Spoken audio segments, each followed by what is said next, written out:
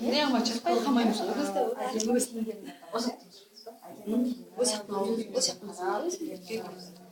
мысалы қазақ киімдер біз көз алдымызда мынау елестейді. Дақтарына манекен, сол келесі, сыртындағы жилеті болмаса камзол дейді кейде.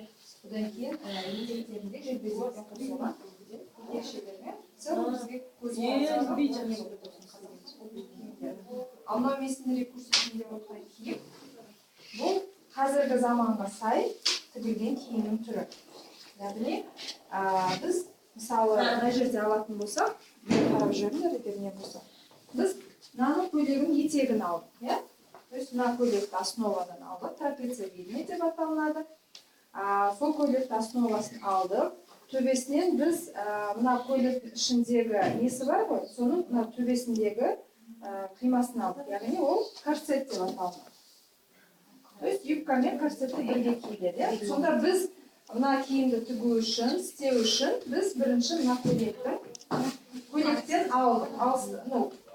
Соның основасынан алдық, негізінен алдық. Корсет бұл көбіне енді көкірек дейміз ғой, төбе жағымыз, көкіректің